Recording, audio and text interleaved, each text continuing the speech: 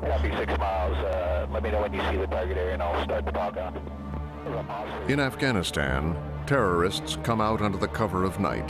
Got a vehicle moving out. One of the vehicles moving right now. Yeah, you are clear to engage it. But this time, Go. darkness fails to protect them. That room target fire. Get back on those guys. Here we go. The Afghan rebels were attacked by an American strike plane firing lethal laser-guided missiles. Right now. But leading the attacker to its prey was a shadowy flying spy called the Predator.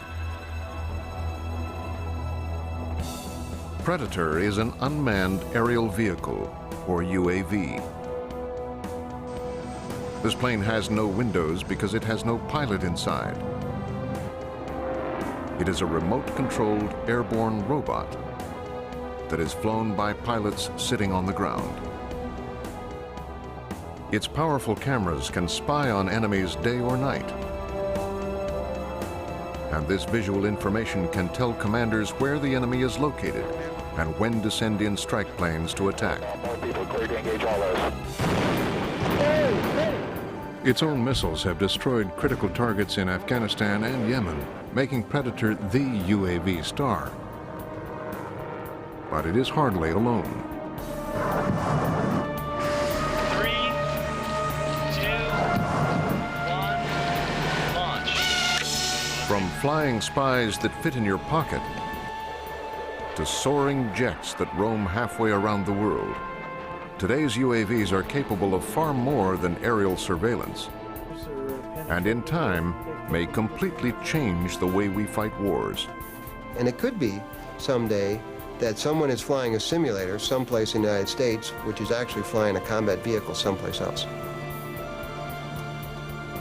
But many of our UAVs have been shot down or crashed all on their own, leading some analysts to wonder if they are as good as their backers claim. We continue to be several years and several $billion away from actually fulfilling their promise. Yet that very promise, to know an enemy's whereabouts, to fight air wars without pilots, could make UAVs the most significant weapons of the 21st century. The bombs have just been released.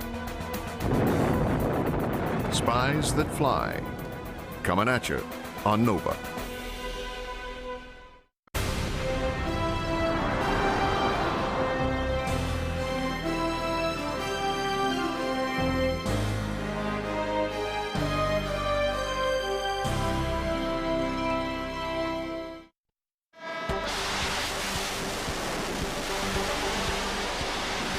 In the Persian Gulf War, America unveiled a dazzling array of high-technology weapons, led by computer-guided cruise missiles, precision bombs, and stealthy aircraft invisible to Iraqi radars. If and when the U.S. goes to war again, these weapons will be a crucial part of our arsenal. And so too will unmanned aerial vehicles like the Predator. These flying spies have recently been successful at locating dangerous missile launchers in Iraq and eliminating terrorist threats in Yemen and Afghanistan. Command is accepted. Without the need for cockpits or pilots, UAVs can assume a variety of shapes and perform tasks manned aircraft could not or should not do.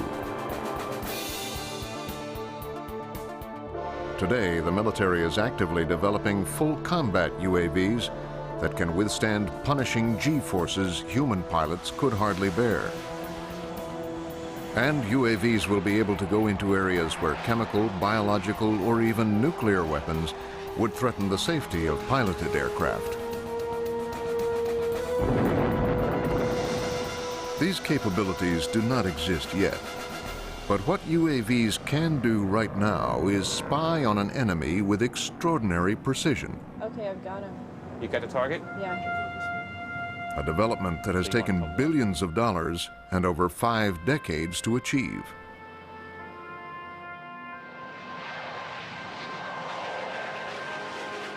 Long before unmanned aerial vehicles, this piloted aircraft, the U-2, was synonymous with the word spy plane,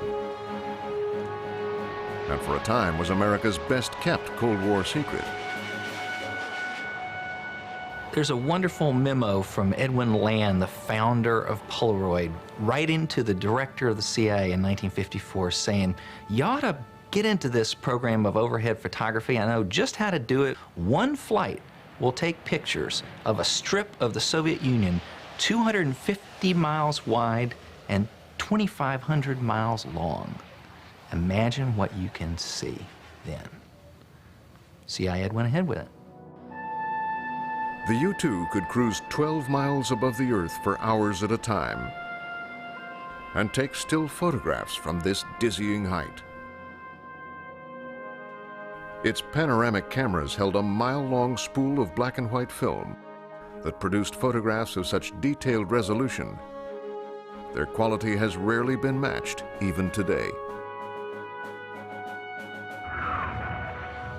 And since the Russians could not reach them with fighters or missiles, U-2s had free rein to photograph the most secret Soviet military sites.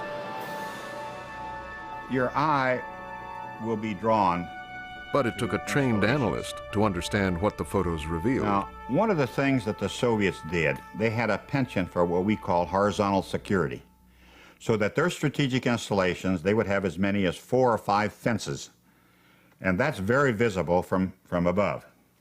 So, 1, 2, 3, 4, 5 fences. So finding missile sites in the Soviet Union, it wasn't that hard. For the pilots who captured these images, the long photographic missions were anything but easy. If a U-2 pilot is flying for, well, let's say 9 hours plus, one of the problems that you have to worry about is basically staying awake sometimes because you're in an orbit for long, long periods of time. There was no provision for defecating. The U-2s were offered diapers, and they turned it down. You know, I have flown over denied territory after a period of time, and a spacesuit, I mean, you just physiologically can't stay there any longer. But soon there was a far greater problem for U-2 pilots when the latest Soviet surface-to-air missiles could shoot them down.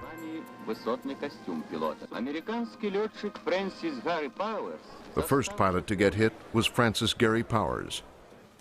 Though he survived, the wreckage of his plane revealed the extent of U.S. spying.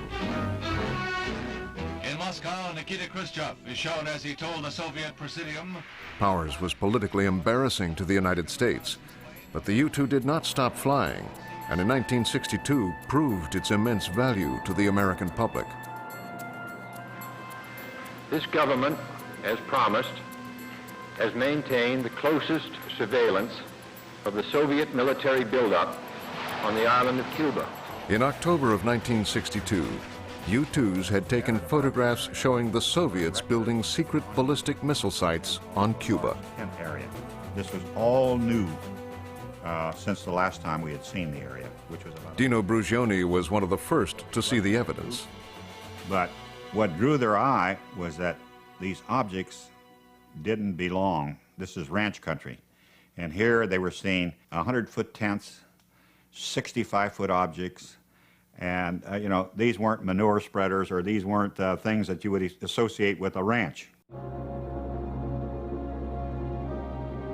Armed with this conclusive evidence, President Kennedy challenged the Soviets to remove the missiles or else. It shall be the policy of this nation to regard any... The Russians backed down, withdrew their missiles, and the crisis subsided.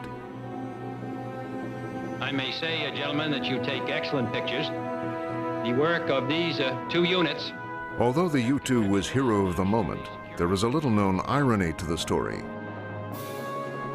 Even before the Russians withdrew, U-2 pilot Rudolf Anderson was killed over Cuba when his plane was shot down by Russian-made surface-to-air missiles. Piloting a spy plane was becoming extremely hazardous. Fortunately, America had developed another aerial spy that could take on dangerous missions risk-free because it was unreachable and unmanned. The Corona spy satellite orbited above the range of conventional weapons and was capable of even far greater surveillance feats than the U-2. I'll give you the basic comparison. There were 24 flights of U-2s over the Soviet Union from 1956 to 1960. The 24th was Powers. The first single Corona spy satellite mission took more footage of the Soviet Union than all 24 of those flights put together. Corona's cameras were programmed to snap pictures only when its flight path brought it over targeted areas. But how would it get its film back? Unlike the U-2, satellites cannot land. So Corona had to jettison its spent film in capsules, which were plucked out of the air by catcher planes. As ridiculous as it seems to be catching canisters of films out of middle air with a net, they brought back miles of footage of the #1 adversary the United States faced. The Corona satellite system worked like a charm. But the information it provided was days old by the time the film got down and developed. This would soon change when virtually all satellites, regardless of their function, carried transmitters that could send data back to Earth electronically. And once surveillance satellites could transmit pictures instantaneously, they looked like the perfect aerial spies, but they weren't. One of the problems with satellites is that they're moving very rapidly over the face of the Earth, and so if you really want to take a picture of something where you need to loiter for a long period of time, the satellite does not allow you to do it. In fact, it takes sometimes hours or even days to be able to come back to that same point and take another picture. This means an enemy could evade a satellite by moving itself or its weapons. Although U-2s were better at tracking enemy movements, they could still be shot down. So our best aerial spies were becoming too vulnerable and too slow.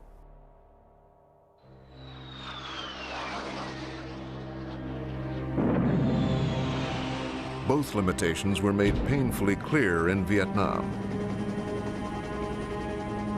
Cloudy and covered with jungle, it was difficult to get clear pictures of the enemy from either of our flying spies.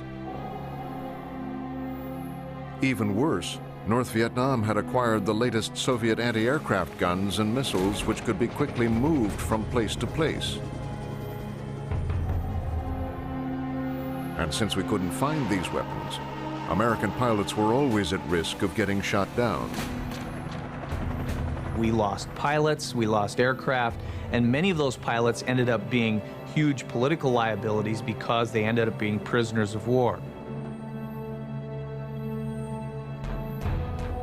Not only were pilots at risk, American ground troops kept blundering into enemy traps. What the U.S. desperately needed was an unmanned aircraft that could find our adversaries before they found us.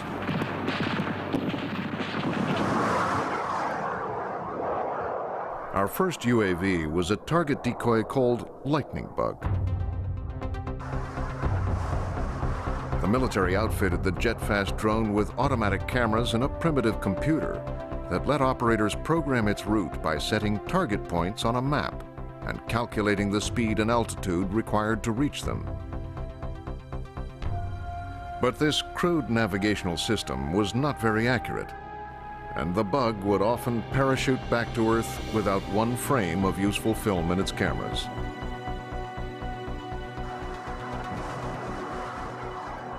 Toward the end of the conflict, it did bring back some useful photographs, but not enough to justify its extraordinary cost. The Lightning Bug still is the most expensive drone system the United States has ever bought. In today dollars, it's about $4.5 billion were sunk into that system to give us unmanned aerial reconnaissance over Vietnam and China. Lightning Bug was too ambitious for its time. it lacked the sophisticated computer and guidance technology available to later UAVs. But Vietnam would also reveal the limitations of other weapon systems as well. And in the years following the war, the military would concentrate on developing stealthier aircraft and precision-guided bombs. But building a better UAV would fall to the Israelis. In 1982, the on-again, off-again Arab-Israeli conflict burst into a full-scale war in southern Lebanon's Bekaa Valley. Here, too, Soviet-made surface-to-air missiles wreaked havoc on an air force. The Bekaa Valley was a death trap. There was so much sophisticated Russian equipment, both the radars to operate the anti-aircraft missiles and the anti-aircraft equipment, that the Israelis had to find a solution to counter this very, very severe threat. What the Israelis rolled out to meet that threat was a meek little propeller-driven UAV with no firepower whatsoever.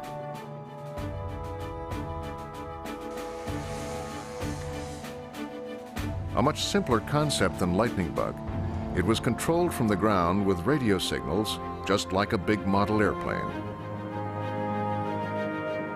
And like a model airplane, it was slow and had limited range. But the Israelis installed signal generators on the little flyers that created the radar signature of much bigger planes. On June 9, 1982, the Israelis sent a wave of UAVs straight at the Syrian missile sites.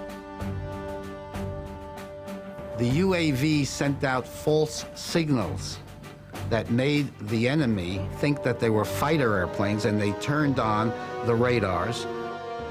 Once those systems became active, they were then vulnerable to jets that would come in and launch anti-radiation missiles at those systems. It allowed the Israeli Air Force to destroy all of the radars which control the ground-to-air rockets. Once the SA-6 systems were neutralized, the Israeli Air Force had free reign over the Bekaa Valley and proceeded to shoot down almost any Syrian aircraft that got into the air. If I remember my numbers, it was 96-0. The Israeli UAVs also carried live video cameras. Now they could track enemy movements in real time, and if necessary, direct ground or air forces to take them out. The Israeli success in 1982 had a great impact on the U.S. military because, frankly, we didn't have that kind of a capability at that point. As late as 1983, when the horrible Marine Corps barracks bombing occurred, we still did not have any ability to use an unmanned vehicle to get up over the top of Lebanon and Beirut and see what was happening. In 1983, a terrorist car bomb destroyed the Marine barracks in Beirut, killing 300 men. Once again, a swift and stealthy enemy had inflicted a devastating blow.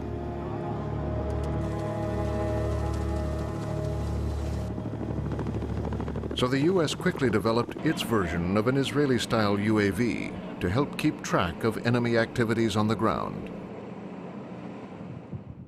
Called Pioneer, it first saw action in the Gulf War. It was not impressive looking, but it had powerful video cameras and could stay aloft for hours at a time. It was assigned to Navy battleships to give gunners a bird's-eye view of their targets.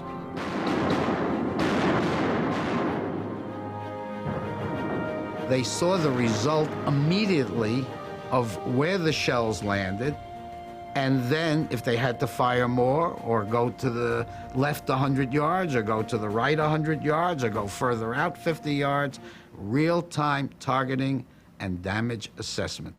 Perfect real-time intelligence and results. Taking off from the battleships was easy. Landing was not, because the Pioneer had to be caught in a net.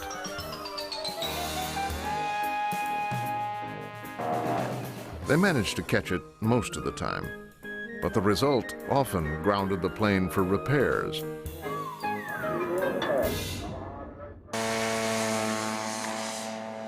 Ironically, another Pioneer drawback led to one of the most bizarre incidents of the war.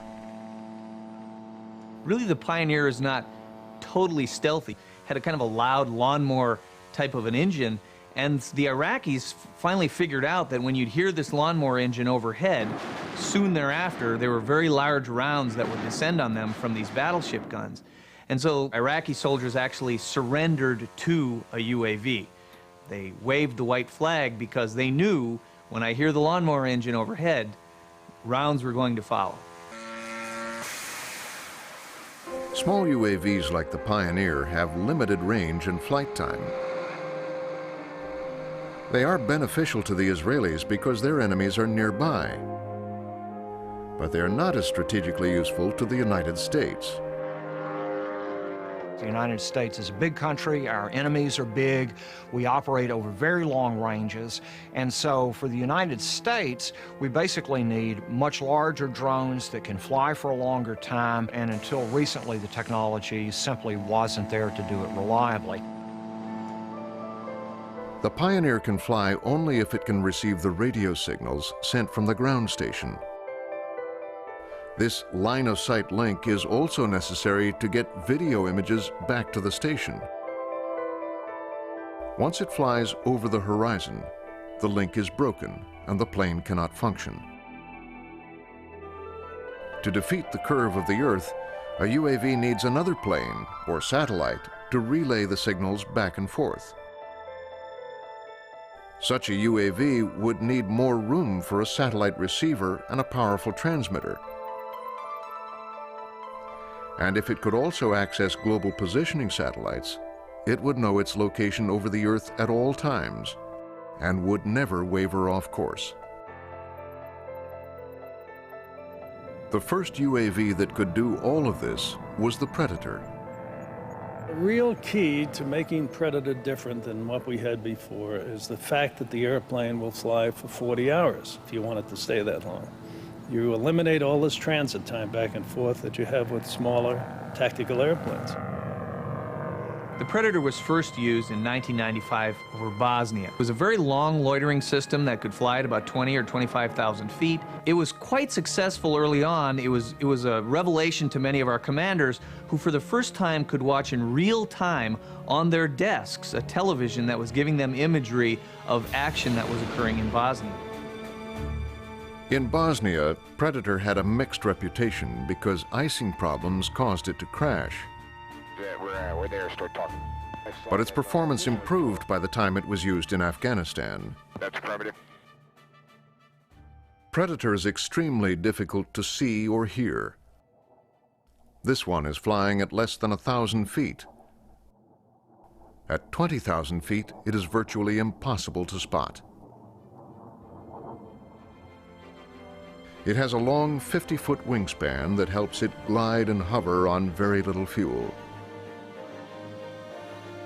Its upside-down tail protects the propeller, which is in the rear, so it won't block the view of its cameras and other sensors located underneath in a swiveling mount. Here are the lenses for its color daylight camera, its infrared camera, which sees heat signatures at night, and its synthetic aperture radar, a dazzling new sensor that can literally see through clouds. Normal radars can also see through clouds, but the objects show up as blips on a screen. We had really highly trained people to interpret radar images. We used to call it blobology, because you saw these imageries that look like blobs, and they come back and say, well, that is an SA-5. And you'd look at it and go, right. But synthetic aperture radar can take those blobs and recreate a real-world object. Today, I can interpret what it is. So the resolution from radar is just incredible. And Predators are equipped with one other system that proved so successful in the Gulf War. We also carry a laser designator so that we can designate for missiles fired from Predator or from missiles fired from tactical airplanes. Once Predator was armed with precision-guided Hellfire missiles, it became a killer as well as a hunter, and today performs both missions. The Predator is operated from a ground control station which is brought to the closest and safest airfield. Probably just keep scanning the area, see if you can pick up any targets to the west of the field. Inside, an actual Air Force pilot flies it with a joystick or puts it on autopilot as if he were in a real cockpit. Okay, I'm going to come hard about, headed towards the target to reduce the range. We can get a better... He monitors the plane's altitude and speed and can even see through a camera mounted in the plane's nose. All right, that's how we'll do that. A sensor operator scans video monitors, watching for enemy activity. Okay, I've got him. You got the target? Yeah, he's moving towards the gate. How are we doing? Doing perfect. In this exercise, the team has found an unauthorized vehicle in a restricted area. Thank you.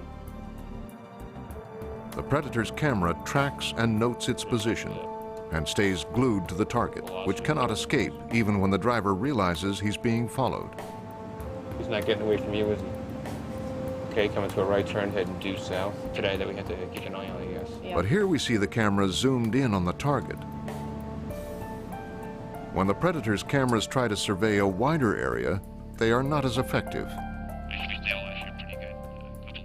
Predator is a very good way for following a truck driving down a highway.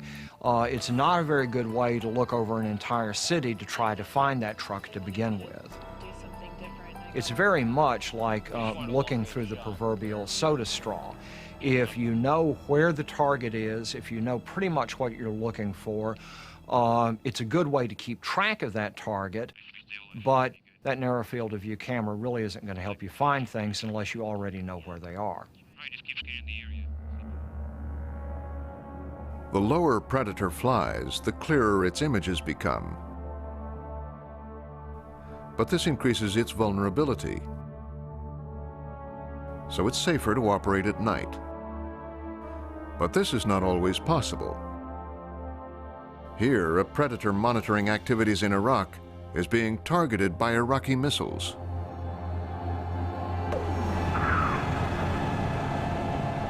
Although this one missed, others have not, as we see in this Al Jazeera footage.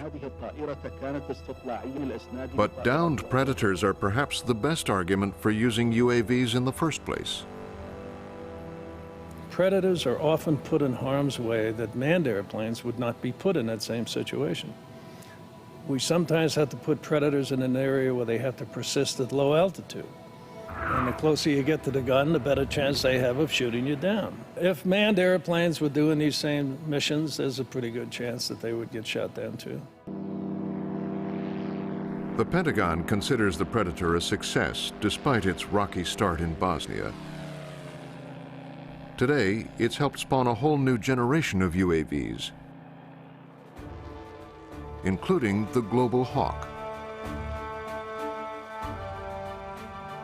Rushed to Afghanistan while still in flight testing, this is the largest and most ambitious UAV the military has ever fielded. Global Hawk is jet-powered and cruises at 65,000 feet. Flying at this height, it is vulnerable only to the most sophisticated missile systems. And though it is monitored like the Predator, it doesn't require a ground pilot to fly it. This plane can be programmed to fly itself, from takeoff to touchdown. Vehicle accepted, autonomous, stop taxi. We're stopping. Global Hawk is autonomous. It flies itself. There's no joystick, there's no man in the loop. You just press a button and it's go. And the guy on the ground who's monitoring the system can go take a break, he can go home, another guy can take his shift. It's a much easier logistics problem. Currently, Global Hawk is a no-weapons, pure surveillance platform. Its big wings help it glide and conserve fuel. And it has recently flown from California to Australia on automatic pilot and without refueling. Once there, it proved the extraordinary capacity of its 3-foot resolution cameras. At 12 miles high, its infrared night camera can not only see planes on an airfield, it can detect the heat signatures like fingerprints of those jets that have just taken off. And because it flies higher than Predator, the Global Hawk can survey a much wider swath of terrain. What made Global Hawk important in Afghanistan was for the first time you could have a surveillance system that could loiter for a very long time over the target and hit many, many targets of interest. Whereas the Predator was a propeller-driven system that is very slow and could only loiter over one area for a certain period of time. Even though it's not an operational system yet, Global Hawk was very important to our operations in Afghanistan. But the 2 Global Hawks sent to Afghanistan both crashed. And so too did this prototype, which we see going down over a California test range.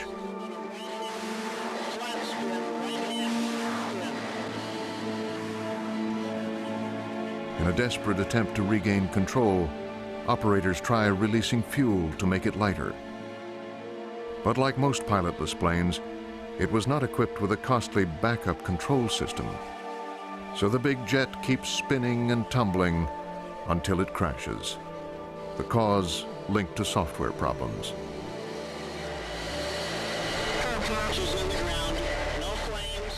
Most of our manned aircraft have multiple systems that can take over in case of failure. The issue is expense. How much do you want to spend to make it a reliable system? And the plain facts of the matter is that UAVs are expensive. In order to make a very sophisticated air vehicle do the kinds of things that the U.S. military wants it to do, it is going to cost money. The sales pitch for UAVs used to be that they were cheap and expendable. 2 feet right and looking good. At $40 million each, the Global Hawk already costs more than many manned aircraft. Now, to make it reliable, its price tag will certainly rise. But will more money produce a better airplane? The Air Force is betting it will. Global Hawk has done a fantastic job for us. We're going to make it better by what we have found from some of these minor setbacks. If in World War I, we stopped flying airplanes because people were crashing airplanes during training, where would we be? It ain't going to stop. We're going to make more, we're going to make them better, and we're going to employ them more. I mean, that is the future. But will the big UAV come online as successfully as its advocates hope? The United States has been working on reconnaissance drones for upwards of half a century now, and the Predator is the only one that's really gone into production with some degree of satisfaction. We're on the verge of being able to get these UAVs to give us some really important capabilities, but we continue to be several years and several $billion away from actually fulfilling their promise. Although UAVs have had their ups and downs, this hasn't stopped the military from trying new ones, especially smaller, less expensive models. The Navy's Rick Foch has created more small UAVs than anyone. As you can see here, the airplane comes apart in 5 modular sections with a no-tool assembly. The Dragon Warrior is being designed to be transportable in the back of a Humvee. We were looking at the ability to take the small UAV technologies and fit a small aircraft into an American Tourister suitcase.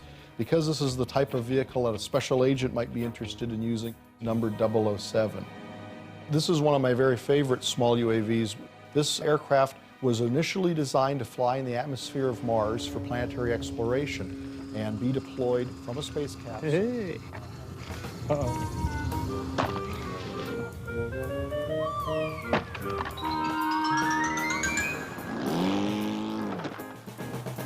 The history of small UAVs reveals far more failures than successes.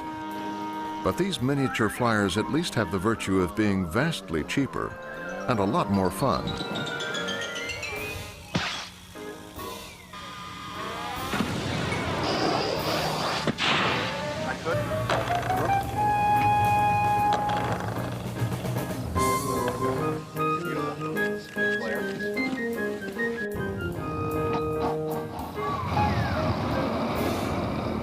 When you have it set, then you say, clear prop. Clear prop. Now, after decades of limited results, there is finally optimism over this plane.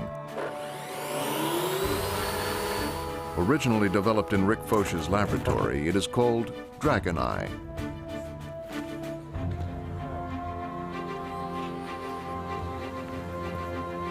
One immediate question for small UAVs is why?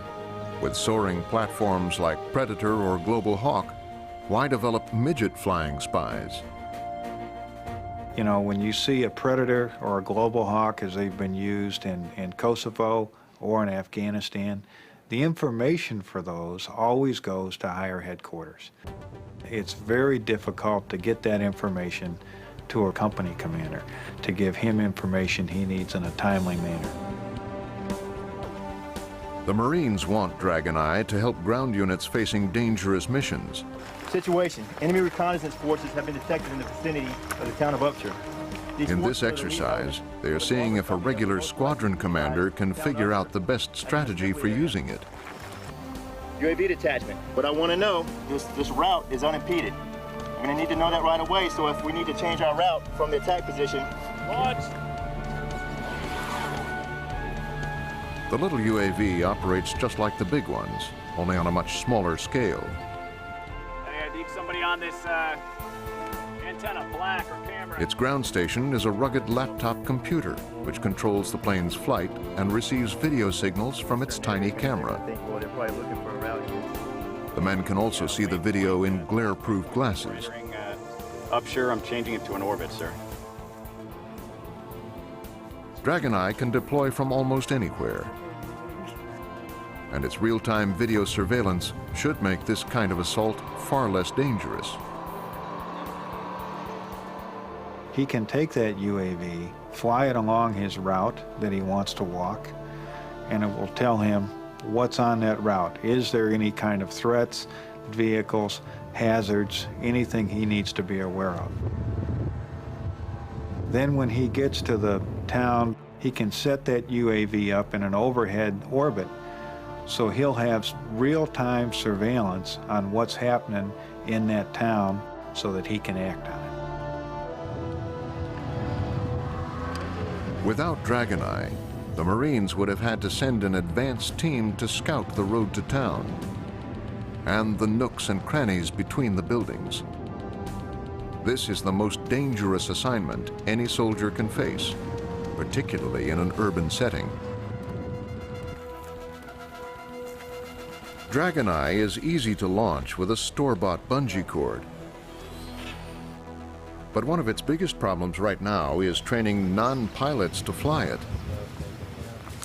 A task much harder than it looks. Come on, baby. You can make it. You can do it.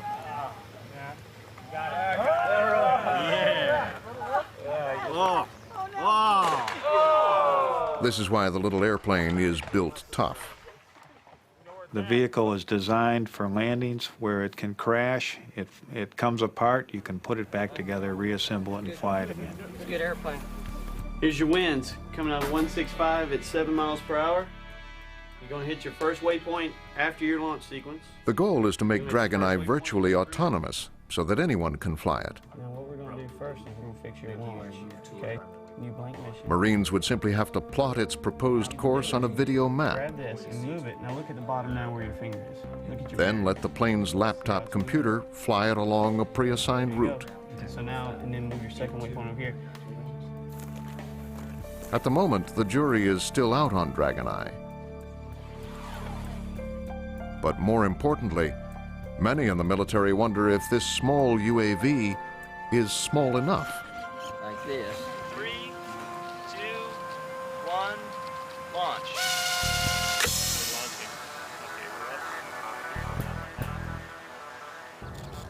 Here's the Black Widow. It works like a dragon eye, but is the size of a portable CD player. It was created by AeroVironment's Matt Keenan. Okay, here we go. The remarkable 6-inch flying disc can stay up for 30 minutes at altitudes of 600 feet or more. All right, I'm just coming over the wash now. I can see all the buildings. It returns high-quality video images from a camera about the size of a penny. And I'm up at 500 feet.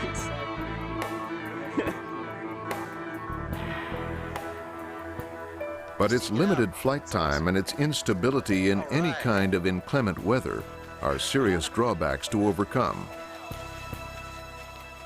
When you have a military mission, you can't wait for the wind to stop blowing to deploy your vehicle to find out if there are bad guys on the other side of the hill.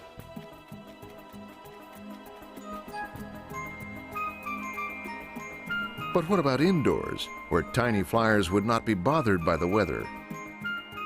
Here, for the first time, roofs or walls would not thwart a flying spy. But an inside UAV would have to be extremely small, and it would have to fly like, well, a fly, flapping wings and all. If you're trying to make a small robot vehicle fly inside, fixed-wing vehicles fly too fast to go down corridors and make turns, but with a flapping wing device, the energy is much lower and spread out in time, and we could survive a wall strike, perhaps, and continue the mission. A bug-like flyer once seemed impossible, but at the cutting edge of UAV technology, researchers like Rob Mickelson are studying the complex process of insect flight in an effort to build a micro-UAV. Insects and birds flap their wings. This not only propels them forward, it gives them the lift they need to achieve flight. Fixed-wing flyers work differently. They need speed and airflow around their wings to create enough lift to fly.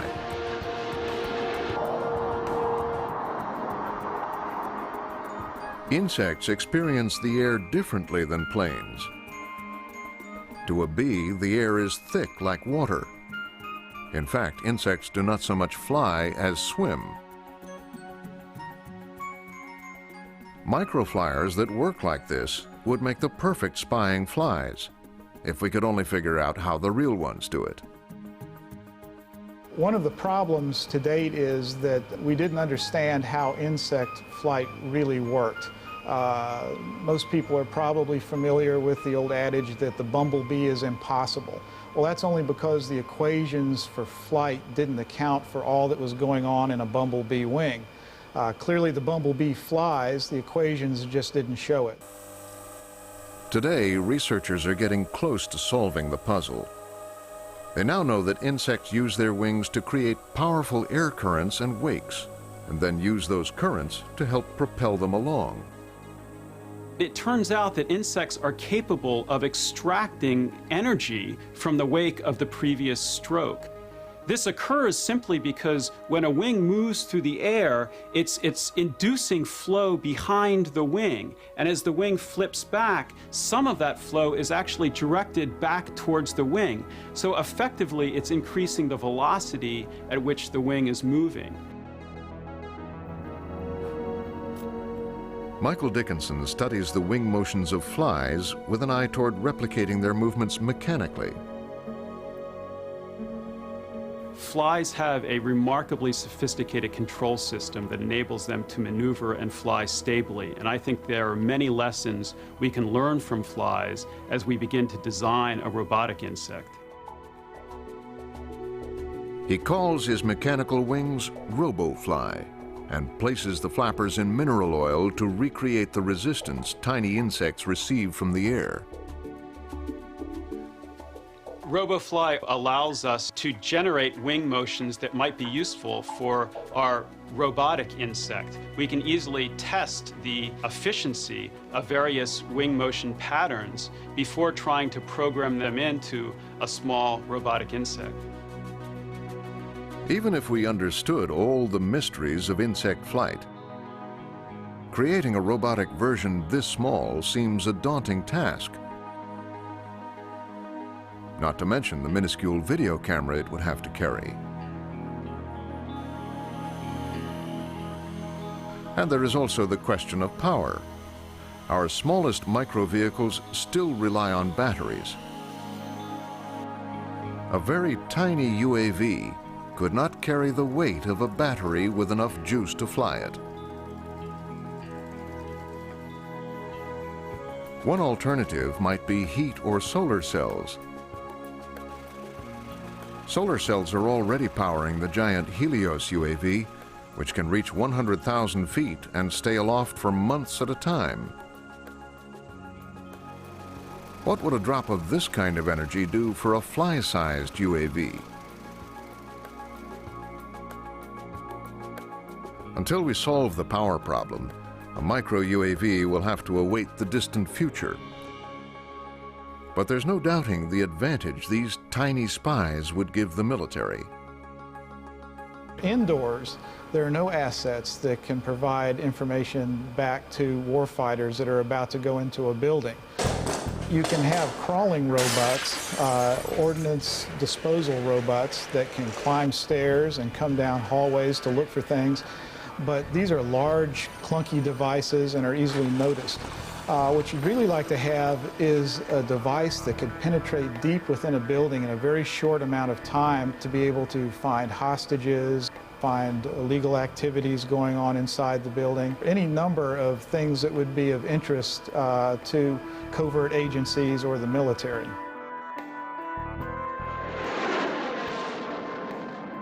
While the search for microflyers is still in the lab, the military has scores of UAV programs in active development. And the reason for this is fairly simple. They will change the way wars are fought. UAVs are integral to the U.S. military's vision of fighting standoff wars that limit the risk to our own soldiers. In this futuristic scenario, data from UAVs, radar planes, and orbiting satellites can be monitored from distant control centers. Positioning themselves to drop some weapons. These images would provide much of the information decision makers need to direct and even fight wars far from the battlefield itself. The UCAV has just taken a SAR image. The bay doors have just opened. The bombs have just been released. And they someday expect to have a standoff way to translate this information into action with an unmanned combat air vehicle, or UCAV. Stealthy, jet-powered, and capable of autonomous flight, these would be light years ahead of the armed Predator and could even dogfight like manned jets.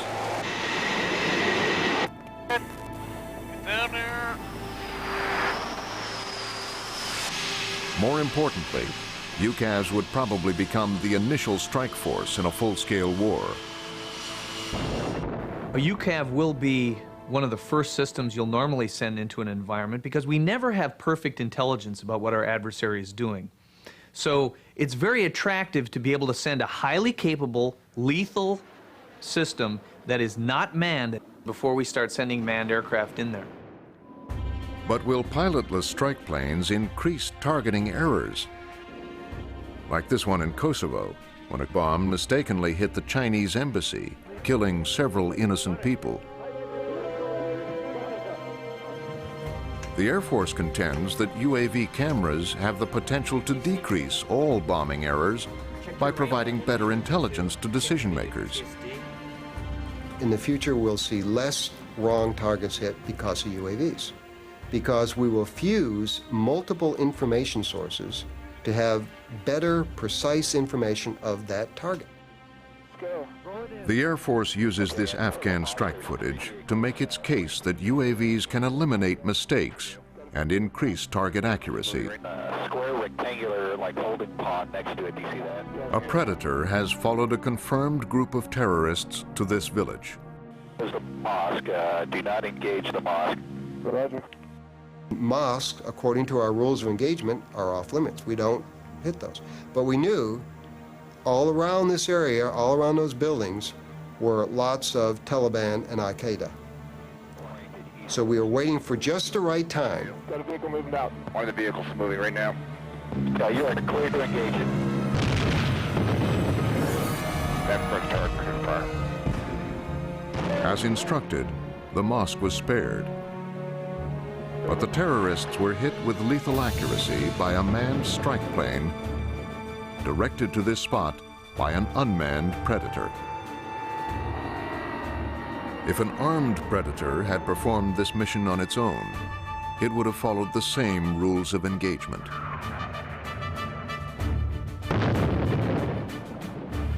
But as unmanned planes assume a greater combat role, will our Top Gun pilots resist the coming regime?